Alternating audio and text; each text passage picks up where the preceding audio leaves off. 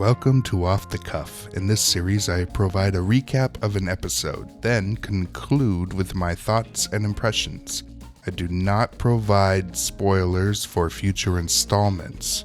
I will only reference the current episode and events that occur up to that point in the show.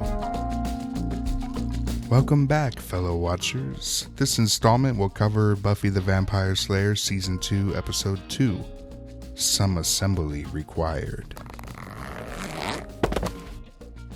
Buffy is waiting for a fresh vampire to rise from its grave. Angel shows up to argue with her and admit that he may be a little bit jealous about her dancing sexily with Xander. There's one little dance, which I only did to make you crazy, by the way. Behold my success. I am not jealous.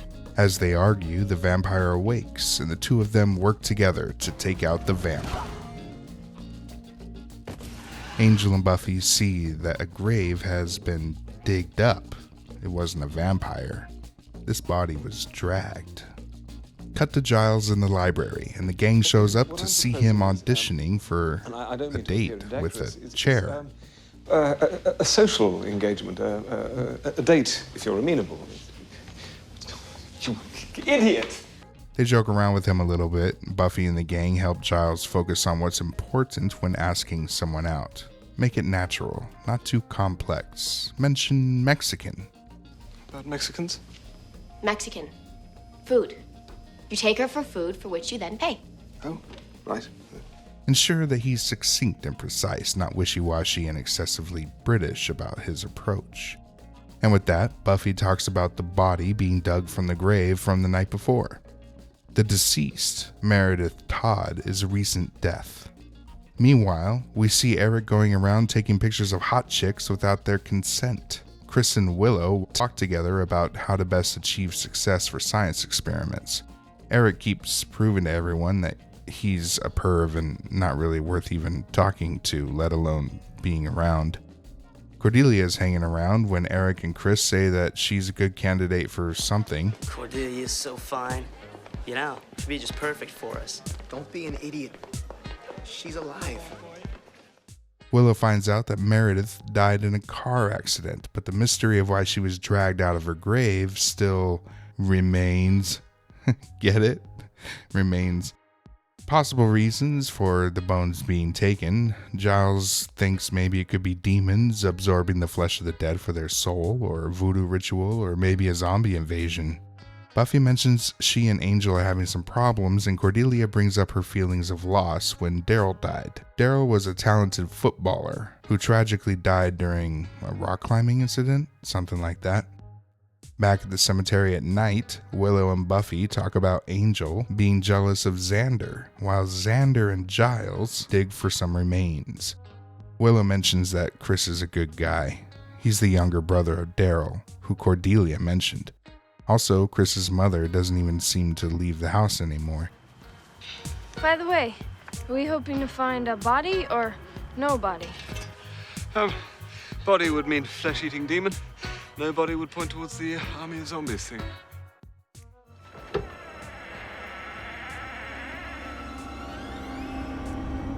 Cordelia is done with her cheerleading practice for the night and gets wigged out because she feels that someone is stalking her in the parking lot.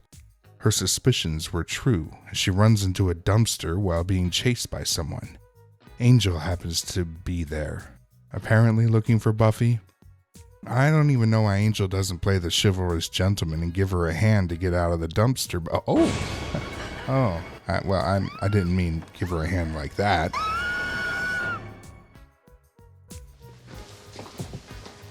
Angel. Xander? Angel? I thought you were taking the night off. I was, but something came up. As long as you're here, perhaps you could be of some help. Back in the library, and they suspect that body parts are being collected to do something. All these parts, including 3 heads being dumped at the school on the campus. They assume that it's likely someone at the school. I have to go home now. I don't want to go alone. I'm still fragile. Can you take me? Poor Cordelia is emotionally turmoiled, and she asks Angel to escort her home. I wonder if this is for Buffy's benefit to make her fight for him, or just because she's Cordelia. Who knows anymore at this point. Cut to Chris and Eric going to Chris's place, and his mother is completely detached from anything they're doing. She just watches old videos of Daryl being a football star. Xander, Willow, and Buffy go searching lockers in the school for people that may have particular skills in dissection and physiology. In Chris's locker, they find plenty of evidence, and in Eric's, they find even more. Chris and Eric are assembling a body for their own twisted, weird science experiment. Giles is going to attempt to ask Miss Calendar out. It's apparent it's going to be a disaster because he's a physical wreck. Have fun. What? Oh, don't Best of luck. leave. Would it appear indecorous? No, not indecorous. Yeah? What? I've seen horrors. Horrors that you've seen. Rupert, look, I've got to get inside and set up the lab.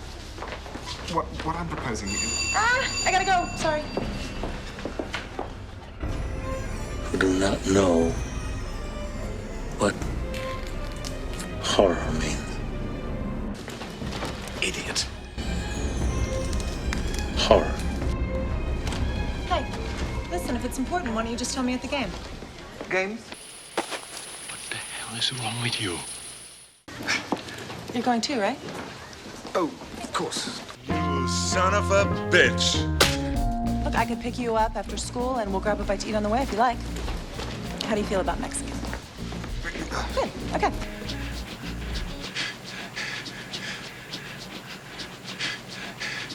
And then whatever it is you want to tell me, you can just tell me then, okay? Okay. That went well, That's really good. I think. Even Giles has a hop in his step.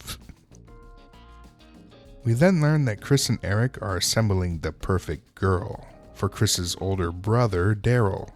He's been revived by Chris, but now he wants a companion, someone he can relate to. Much like the classic story about bringing the dead back to life, Frankenhooker.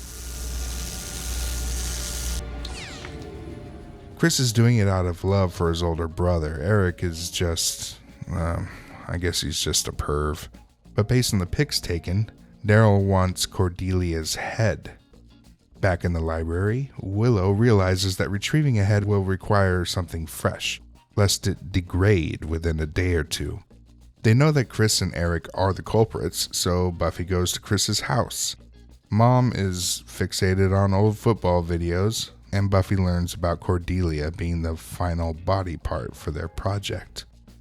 At the football game that night, Giles and Calendar are hanging out together. Giles can't keep up with Miss Calendar. Is this your normal strategy for a first date? Dissing my country's national pastime? Did you just say a date? Xander and Willow kind of crashed the party, but that's cute actually. Cordelia is almost abducted, but Buffy saves the night.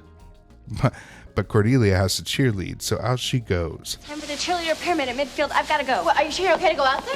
Yeah, you don't understand. I have to go. I'm the apex. Daryl hides under the bleachers to snatch Cordelia away.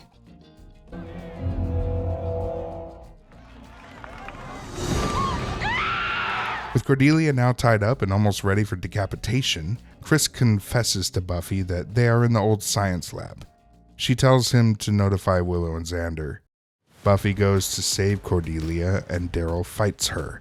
Meanwhile, Cordelia's bed is pushed into a gasoline tank and it topples over. Buffy fights Daryl some more and they end up knocking over a Bunsen burner. Wow, what are the odds?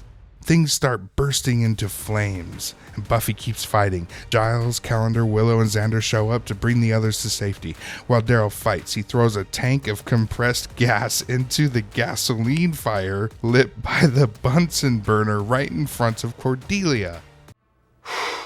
Boy, that escalated quickly. Man, when you think things couldn't get any worse, am I right? I mean, that really got out of hand fast.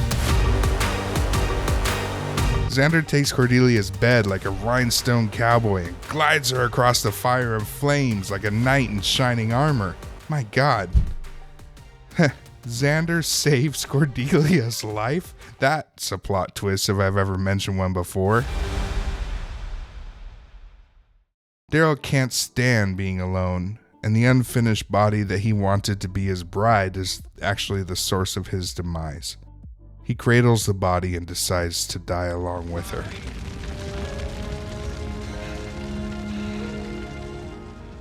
Cut to later and everyone else is okay. Whew. The firefighters are there to save the day, and Although a good rule of thumb for a first date is don't do anything so exciting that it'll be hard to top on the second date. Believe it or not, since I moved here to live on top of the yes, well, blah, blah, blah, blah, blah, blah, blah, blah, blah, blah, What the hell is wrong with you? blah, blah, blah, blah, blah, blah. Did you just say second date? You noticed that, huh? Clever girl. Cordelia sincerely thanks Xander, Xander, I just wanted to thank you for saving my life.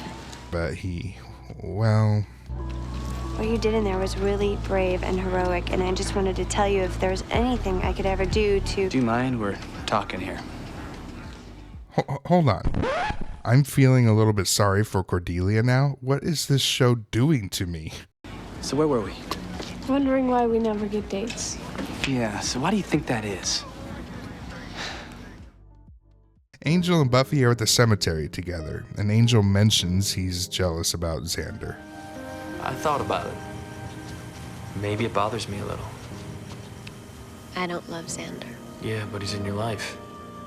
He gets to be there when I can't. Oh. This guy is good. He gets to see you in the sunlight. This guy's really good.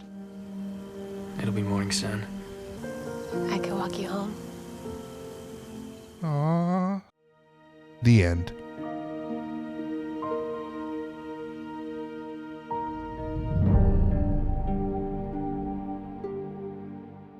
There we go, folks. This episode is a big step up from episode 1. It's not perfect, mostly because the idea of a dedicated younger brother wanting to do all he can for his older brother, even doing evil deeds and disarticulation to build a perfect mate, is tough to encapsulate for the runtime of a single episode. He's more of a twisted weirdo freak than a completely relatable character of tragedy, but it ekes out just enough drama to make the point clear without devolving into nonsensical madness. It's possible that, as stated in this episode, the brain degrades quickly. Daryl was probably manipulating his brother like he did because he's not all there in the head. Taking advantage of his little brother's devotion to him is due to that depreciated brain taking hold. Additionally, we now have Buffy and Angel reconnecting in a way that makes sense based on their progress up to the finale of season 1. So that's rebuilt to roughly the same place where it was before. Cordelia is really beginning to show some promise, and it's wonderful to watch. She even went so far as to subject herself to admitting Xander's heroism. He saved her life. Maybe she isn't used to people turning her away like he did, but could it be she's also learning a little bit about humility? As for Giles and Miss Calendar, where's that gonna lead? She knows how to play Giles like a fiddle. And it's kind of charming how she's willing to close the gap between his timid nature due to her willingness to take risks. Opposites attract, and in this case, it's her brazen nature and ability to step into Giles's comfort zone. That charms the heck out of me. I'm rooting for Giles to have someone that can make him feel less alone. Obviously, this episode was a condensed callback to the classic Mary Shelley tale, and it was good. My favorite moments in this episode are about the character interactions. And yeah, Cordelia is becoming more fun to watch as well.